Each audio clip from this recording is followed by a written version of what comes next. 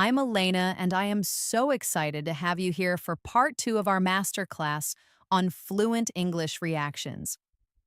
In part one, we covered the first 50 common situations, building a strong foundation for everything from simple pleasantries to reacting to news. If you haven't seen that video yet, I highly recommend you watch it first. Today, we are going to jump right back in and complete our journey from situation 51 all the way to 100. We'll be diving deep into some of the most challenging and useful areas of conversation. We'll start by finishing our section on handling awkward and difficult moments, including how to respond to rude comments and admit when you've made a mistake. After that, we'll cover the practical, functional reactions that help us get things done, both in our personal and professional lives. And finally, we'll have some fun with a deep dive into the informal and slang reactions that will help you sound truly natural with friends, exploring the cultural context behind them. Just like in our last video, I encourage you to be an active participant. Imagine yourself in these situations and say the phrases out loud. By the end of this video, you will have a complete toolkit for handling 100 common situations with confidence. Let's get started. Picking up right where we left off. We continue our exploration of life's tricky moments, finishing our section on handling awkward or difficult situations. Knowing how to react when things go wrong or feel uncomfortable is a sign of true social mastery. These phrases will help you navigate these challenges with grace.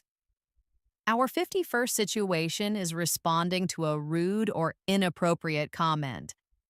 Imagine you're at a social gathering and someone makes a comment you find offensive. Perhaps a stereotype or an insensitive joke aimed at a particular group. The atmosphere suddenly becomes tense. Your response really depends on your goal in that moment.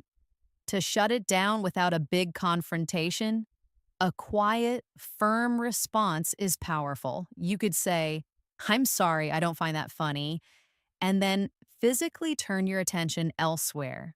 To set a clear boundary, especially if the comment is directed at you, you can say directly, "I'm not comfortable with that kind of language." A very effective and less confrontational tactic is to feign ignorance and force them to explain the prejudice by asking, "I don't get it. Can you explain the joke to me?" The nuance here is that stating "I'm not comfortable" is a personal statement that is very hard to argue with. Forcing them to explain the joke is powerful because most offensive humor relies on unstated, ugly assumptions. When forced into the open, the joke falls apart and the awkwardness is put back onto the person who made the comment. What you absolutely must avoid is forcing a nervous laugh just to ease the tension, as this can signal that you condone the comment. Similarly, escalating into a loud argument in a social setting can often be counterproductive. A calm, firm response carries more weight. Next, let's talk about admitting you made a mistake. You're in charge of a project, and you realize you sent an email with a significant error, the wrong deadline to your entire team and your boss. Panic sets in. The key is to act quickly, be transparent, and take full ownership. Do not wait. Send a follow-up email with a clear subject line like "correction, deadline for X project." In the email, you should write, "Apologies, everyone. Please disregard my previous email. I made an error regarding the project deadline." Then state the correct information clearly. In person, you'd approach your team and say, "Hey team, I need to make a correction. I made a mistake on the deadline I sent out earlier. My apologies for any confusion that caused. The correct deadline is..." Using phrases that take direct responsibility, like I made an error or my mistake, is crucial because it builds trust. People are generally very forgiving of mistakes, but they are not forgiving of attempts to hide them or shift blame. Following up by showing you've taken steps to fix any problems caused by the error is also key. The most common mistake to avoid is using the passive voice, such as a mistake was made, because this sounds evasive. Also, do not try to subtly blame someone else by saying something like, the information I was given was confusing. Just own it, fix it, and move on with professionalism. This brings us to our 53rd situation. When you accidentally offend someone.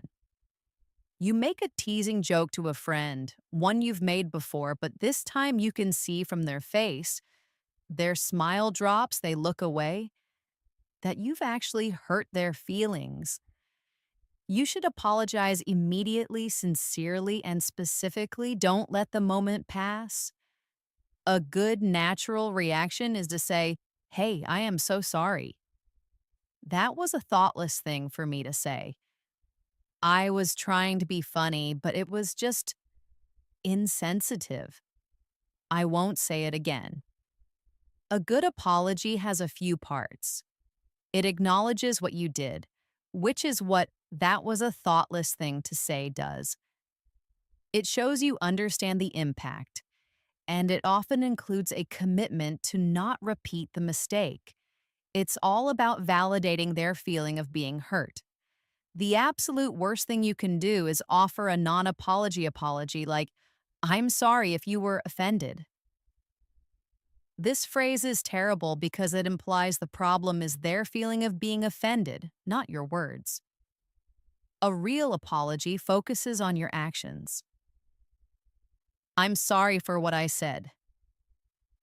Let's practice. Imagine you teased your friend about their favorite sports team losing, but you realize it genuinely upset them. What would you say? Hey, that's a perfect, sincere apology. Now, for a common professional challenge, responding when you don't know the answer. You're in a big meeting, and a senior executive turns to you and asks a specific question about data from another department. Elena, she asks, what was our user engagement rate in the Southeast region last quarter? You have absolutely no idea. The worst thing you can do is guess.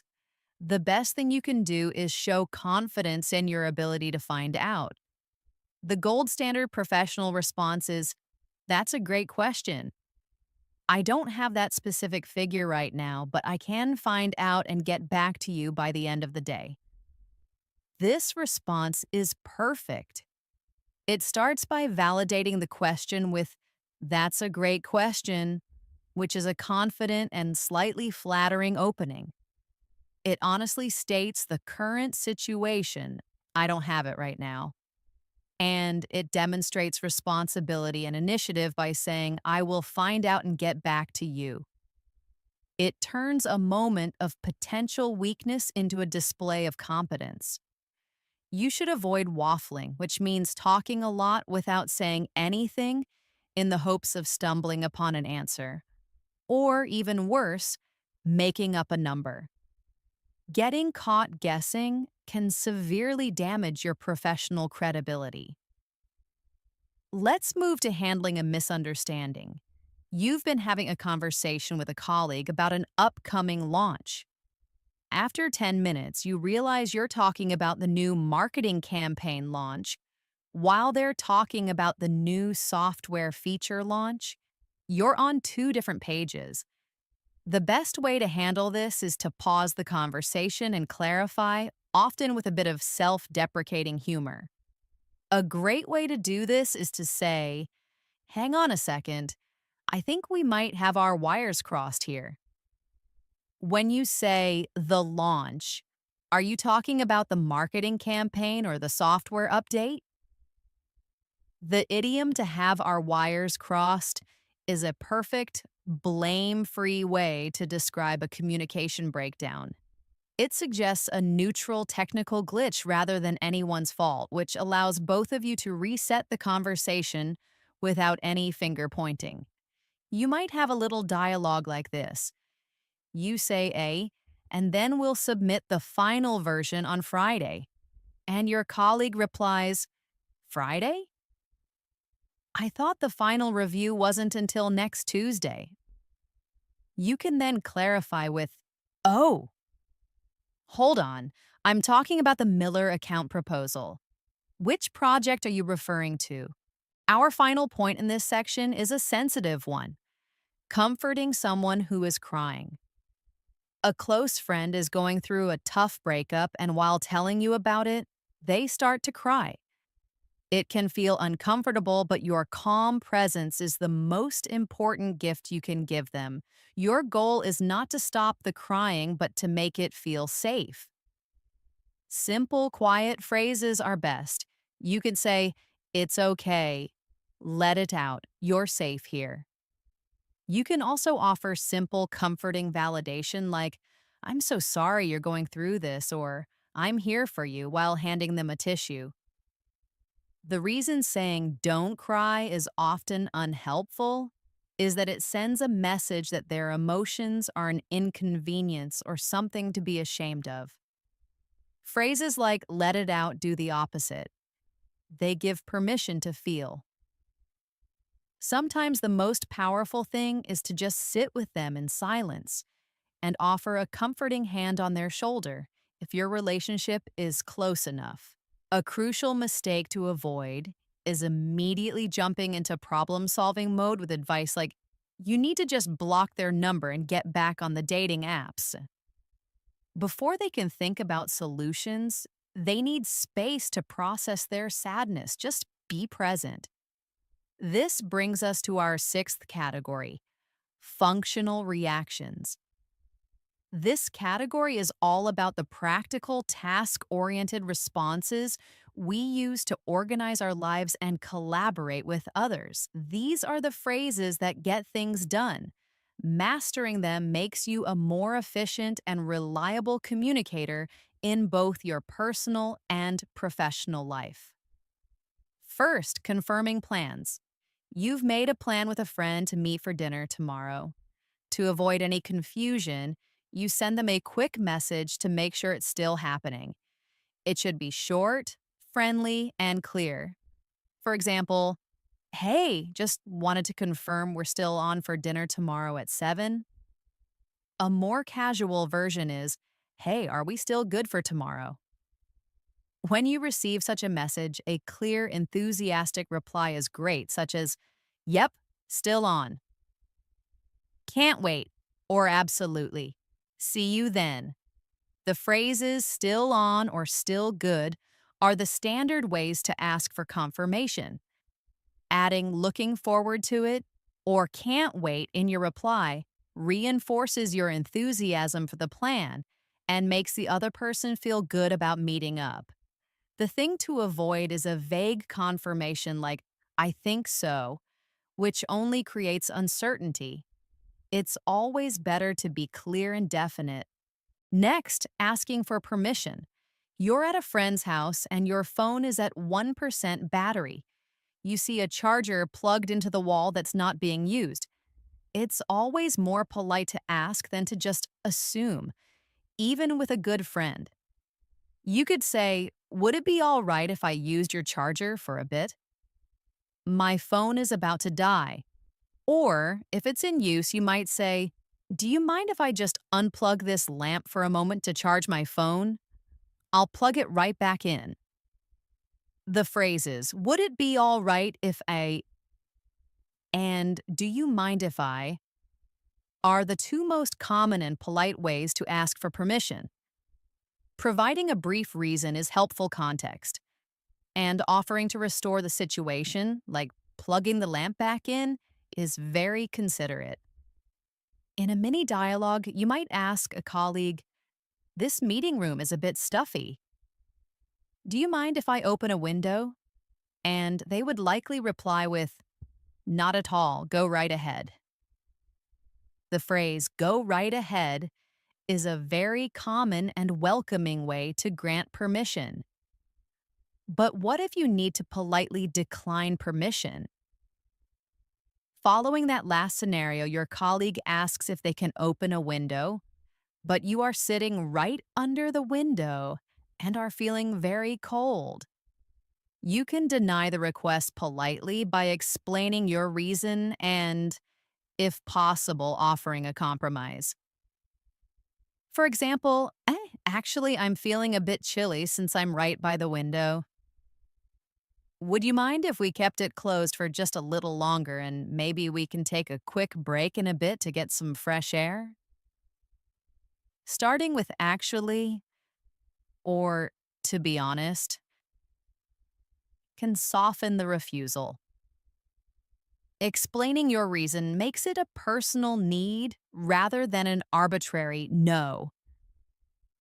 Offering a compromise shows that you are trying to be considerate of their request as well. It's very important to avoid a blunt no, which can seem confrontational. Always provide a soft reason to maintain a collaborative atmosphere. Now, for making a suggestion. You and a group of friends are trying to decide what to do on a Saturday. Everyone is indecisive. You should phrase your idea in a collaborative way that invites feedback. You could ask, "How about we try that new hiking trail we were talking about?"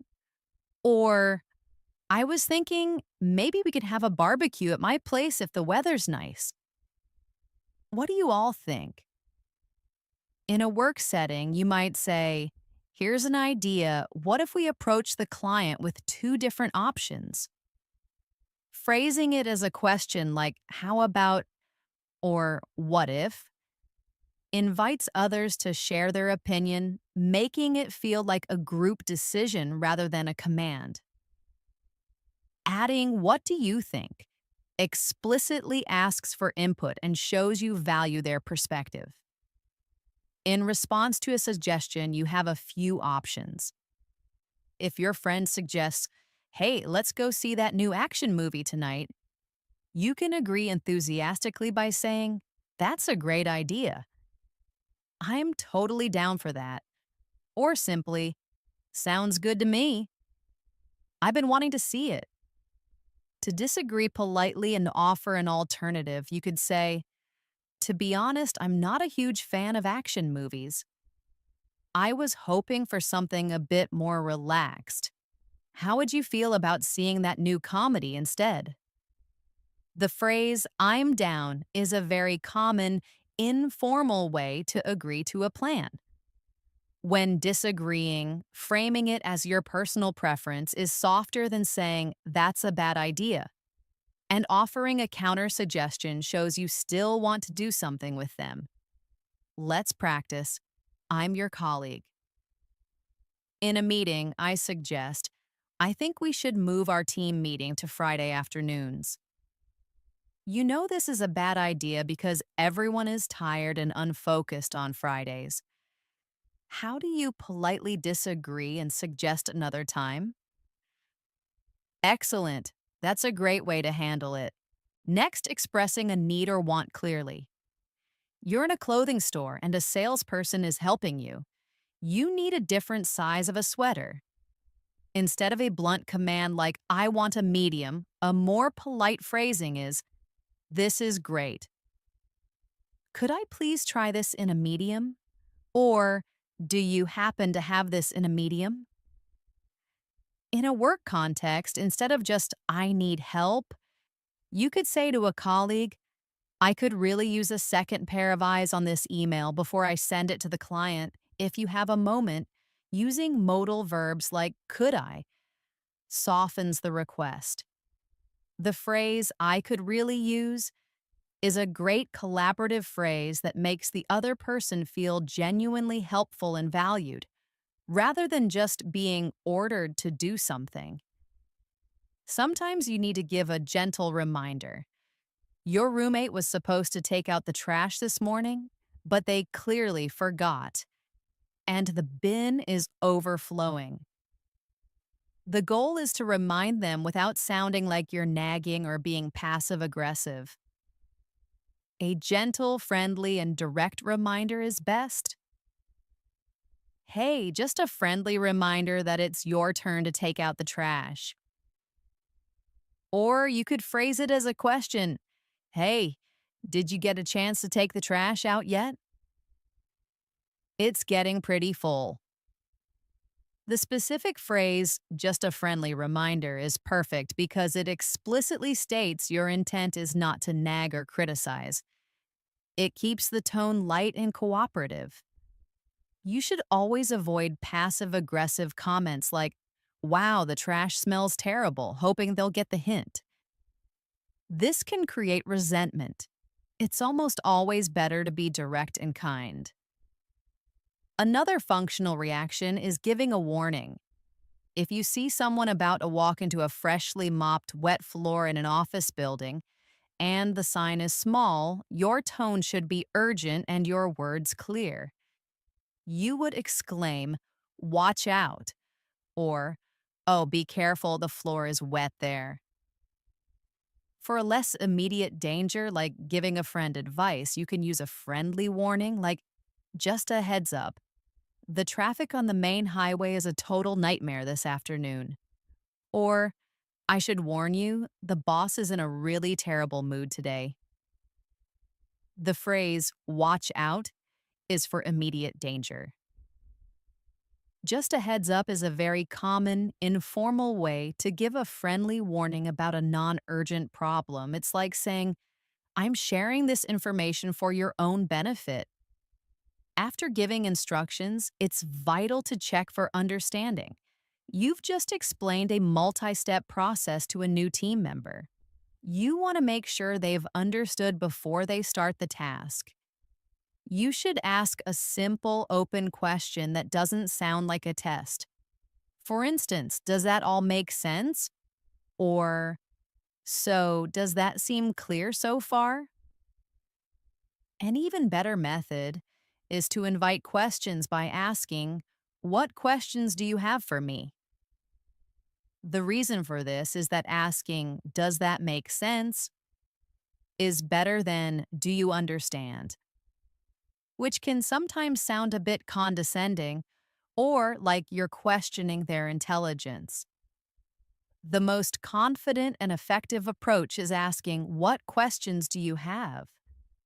Oh, it's a very open and collaborative phrase that normalizes the act of asking for help, making people more comfortable to admit what they don't know. Our final functional reaction is asking for a significant favor, like asking a friend to look after your cat for a whole week while you're on vacation. You must acknowledge that you are asking for something big and make it easy for them to say no. You could start with, "Hey, I have a potentially huge favor to ask you, and please feel free to say no. There's no pressure at all, but I was wondering if you might be able to look after my cat next week while I'm away." After you ask, you must reiterate the out. "I would totally understand if you can't, so please don't feel obligated. I have a backup option, but I wanted to ask you first." By framing it this way, huge favor, no pressure, feel free to say no, you show immense respect for their time and autonomy. This makes them far more likely to want to help you than if you just assumed they would.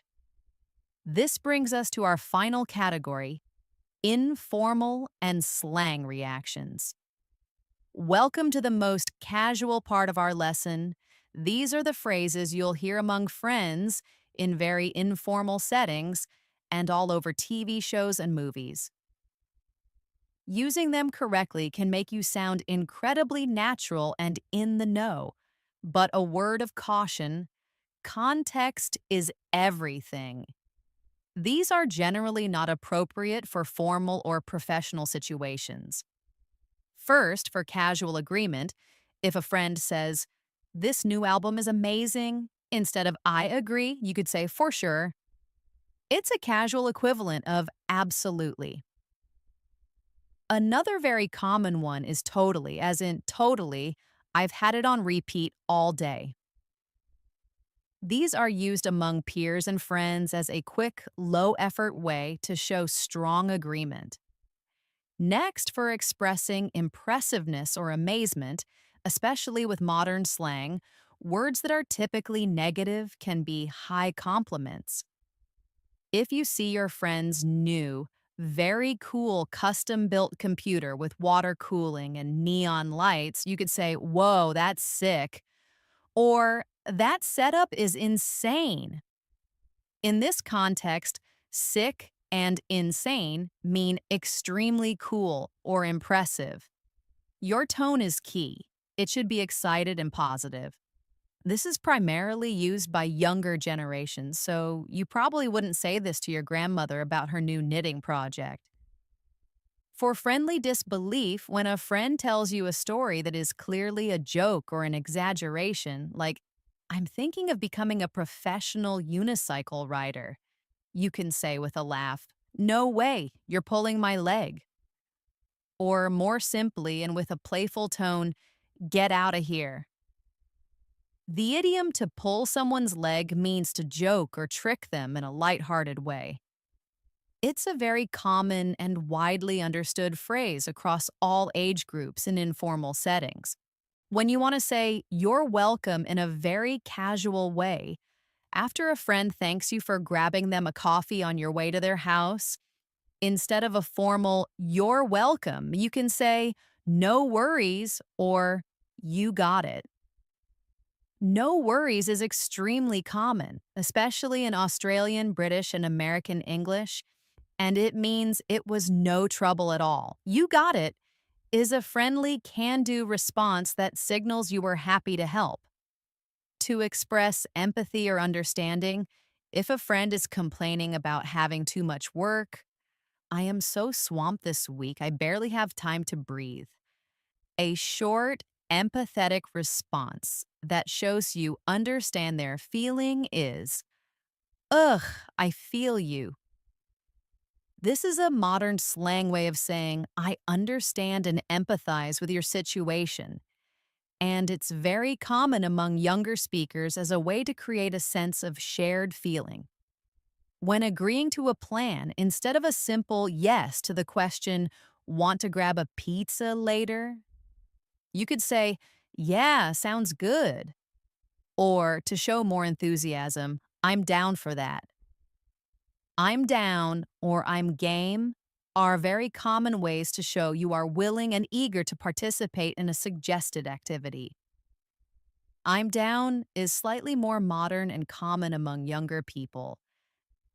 To dismiss a minor problem, if someone apologizes profusely for being a few minutes late by saying, "I'm so sorry, the traffic was crazy," you can wave it off and show it's not a problem with phrases like, "It's all good," or "Don't worry, it's no biggie."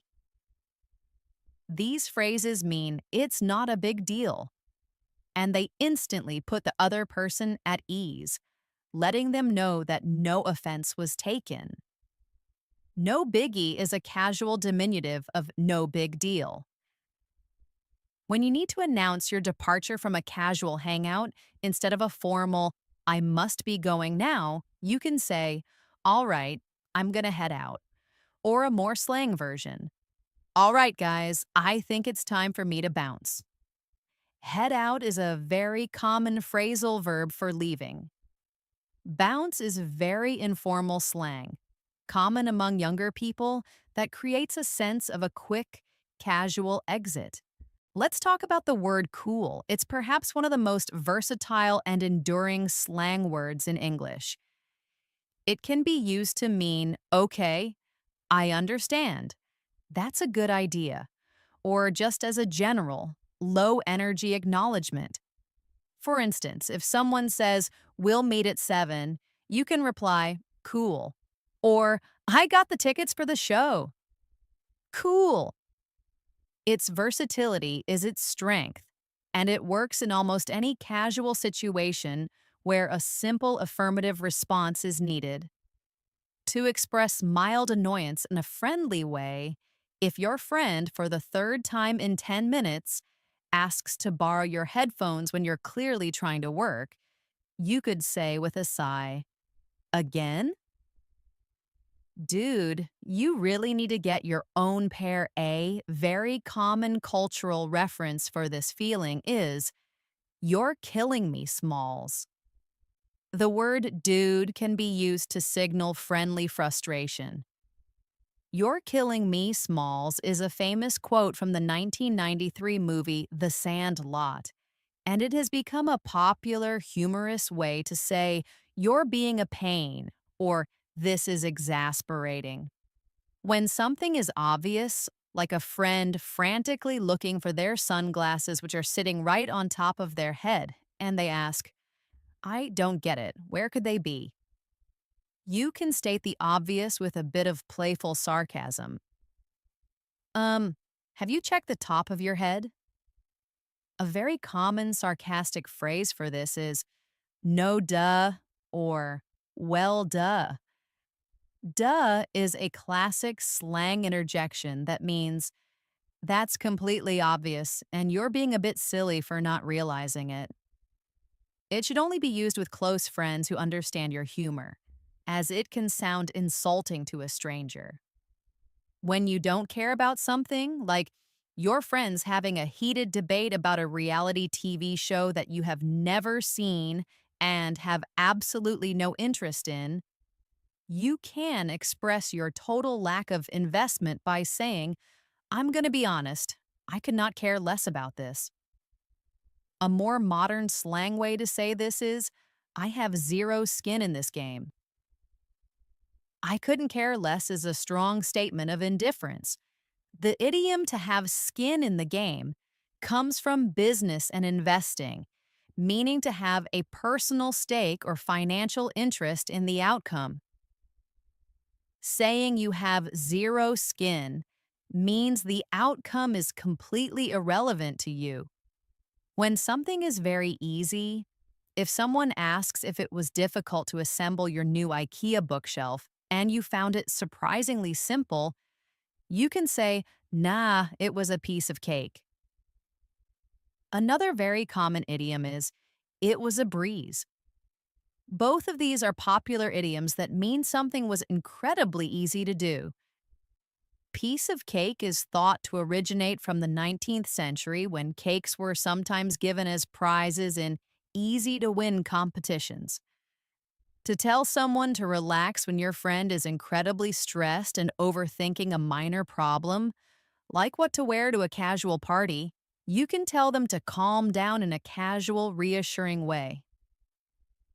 "Hey, chill out.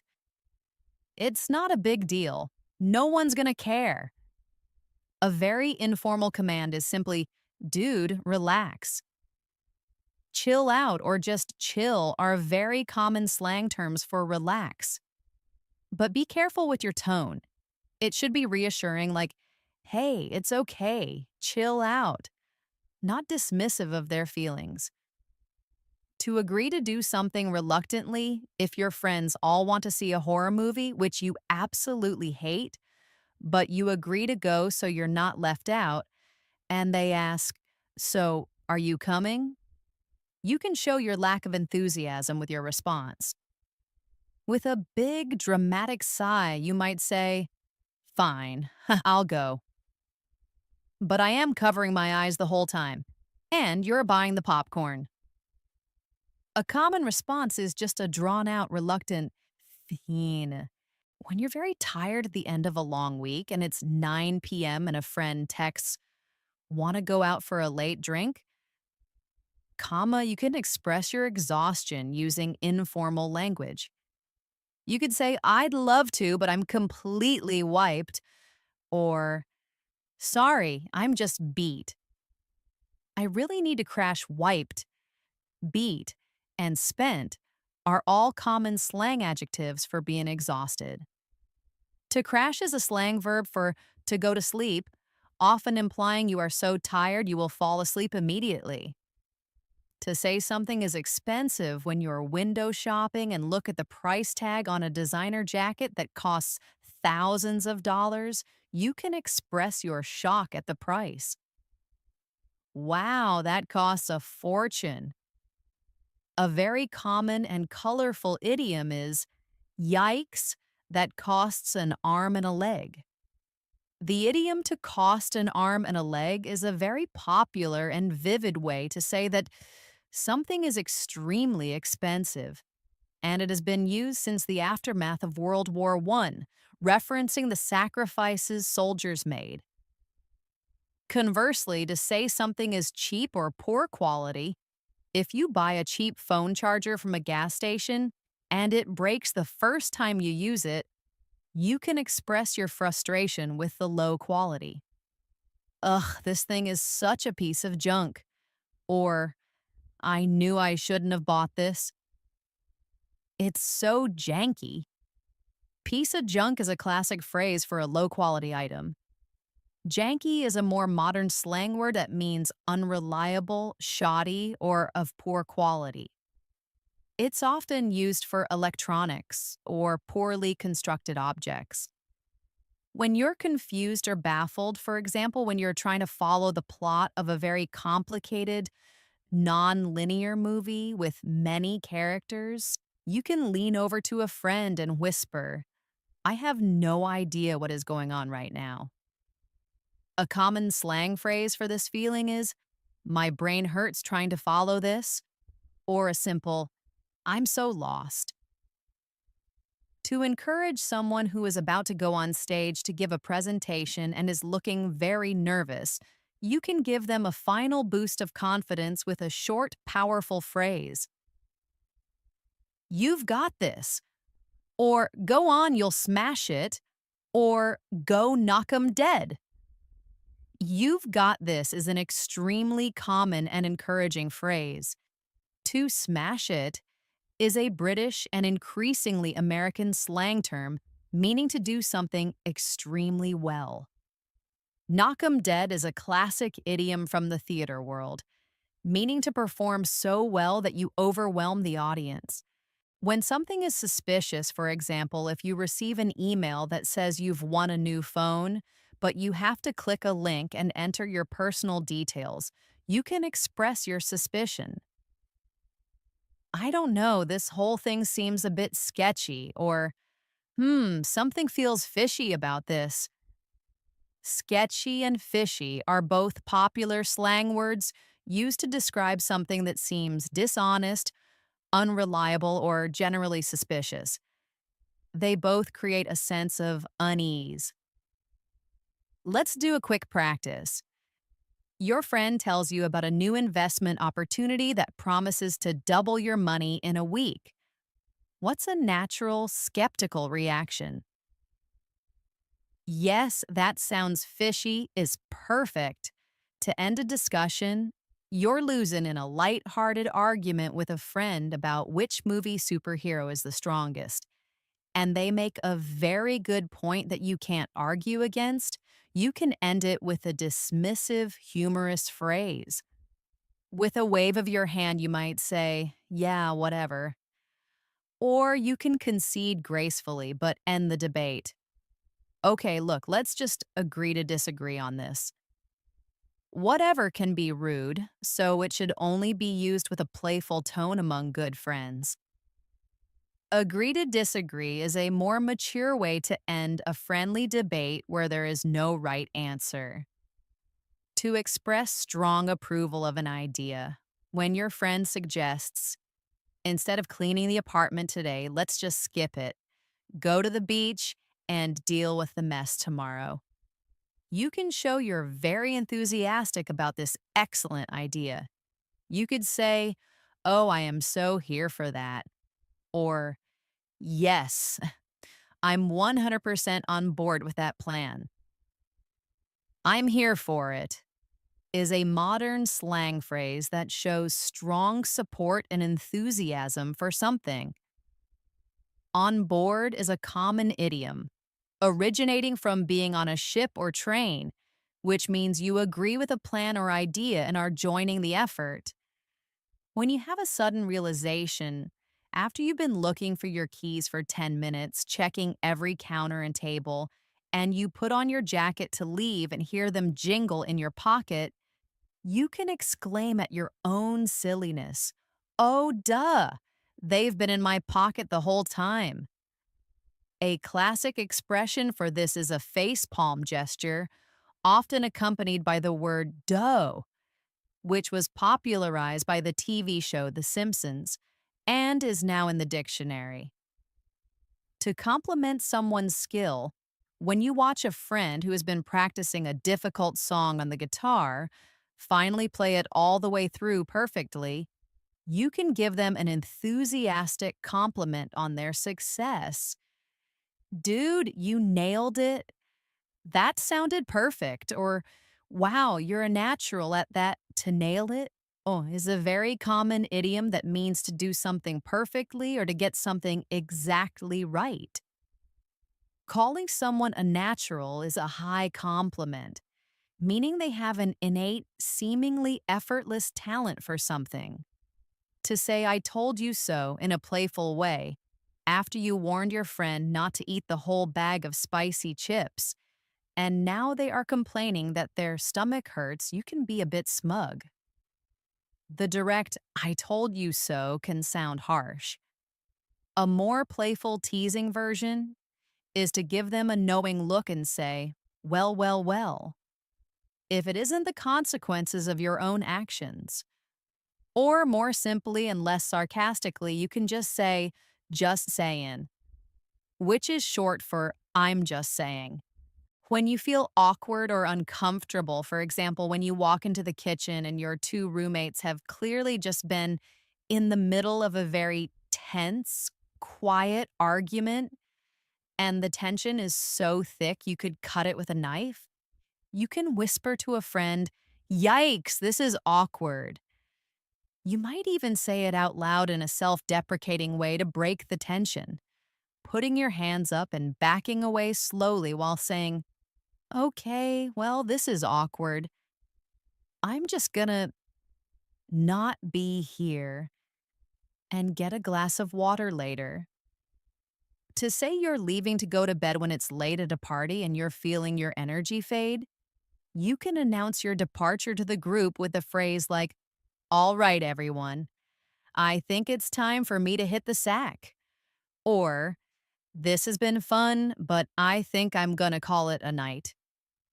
To hit the sack, or to hit the hay, are old but still very common idioms for going to bed. To call it a night is a common phrase that means to decide that the evening's activities are over for you. When you strongly support someone who is nervous about having a difficult conversation with their boss, but you believe they are doing the right thing, you can offer your complete support and solidarity. Don't worry, whatever happens, I've got your back. Or, you're doing the right thing. I'm in your corner, 100%, I've got your back, and I'm in your corner, a boxing metaphor, are powerful idioms that mean you will support and defend them no matter what. To dismiss something as unimportant when someone is apologizing profusely for a very minor mistake, like accidentally using your coffee mug, you can reassure them that it's truly not a big deal and they can stop apologizing. Honestly, don't even sweat it.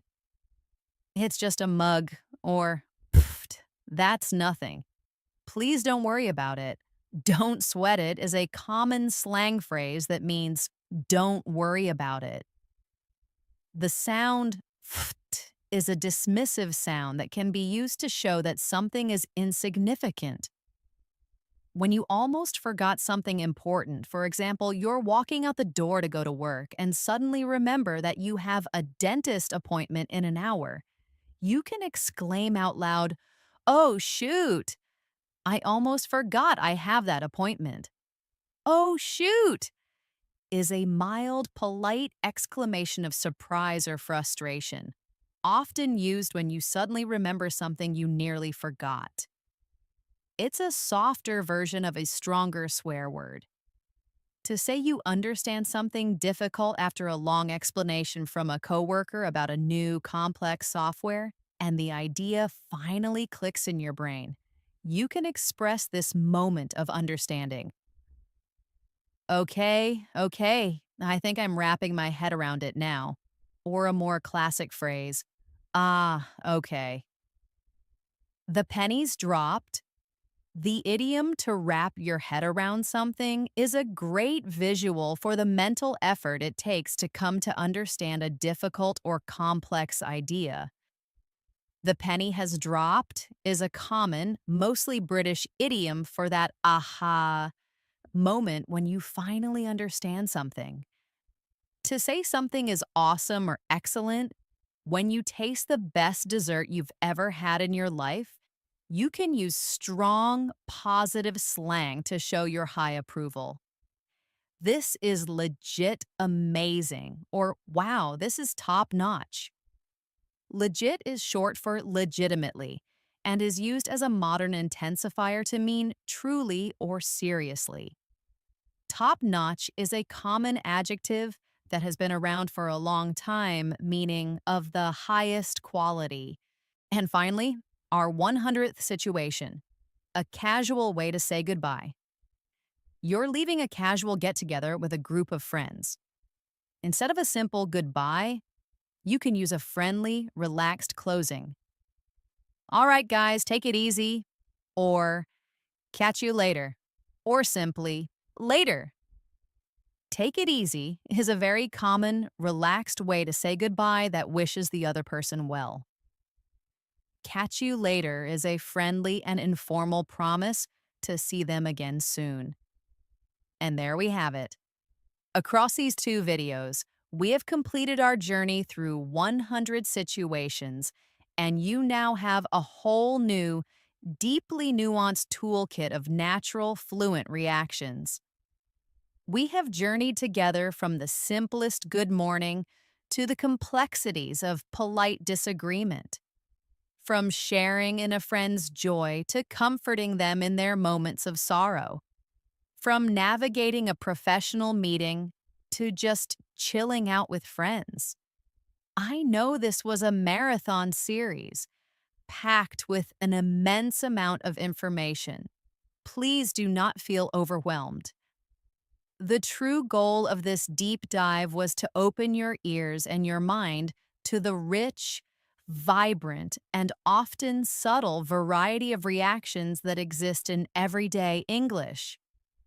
The most important takeaway from our time together is this: fluency is not just about the words you choose, but about the speed, the confidence, and the emotional appropriateness with which you respond. It's about being truly in the conversational moment, not observing it from the outside while you translate in your head. So, what's next? My advice to you is to make this actionable. Don't let this just be information you heard. Turn it into a skill you possess. Go back and pick just 3 or 4 new reactions from this video that resonated with you. Write them down. For the next week, make it your personal mission to find an opportunity to use them. Try one in a conversation with the language partner, use one in an email, or even just say it to yourself in a practice scenario. Once those few phrases start to feel natural and automatic, come back to this series and pick a few more. Bit by bit, like an artist adding new colors to their palette, you will build a powerful and flexible repertoire of responses that will make your conversation smoother, your connection stronger, and your confidence soar. Language learning is a journey, not a destination, and adding these small, powerful phrases to your active vocabulary is like discovering a network of secret passages and shortcuts on a map you thought you knew. Thank you so much for joining me for this special 2-part series. I hope you found this masterclass as helpful and interesting as I did. Now I want to hear from you. What is a situation where you often feel unsure of how to react? Please share it in the comments below. The community here is wonderfully supportive, and perhaps we can all help each other find the perfect words. If this series has helped you, please consider giving it a like and clicking that notification bell so you won't miss our future lessons. I'm Elena, and it has been an absolute pleasure being your guide. Keep practicing, keep listening, and keep reacting with confidence. I look forward to seeing you in our next video.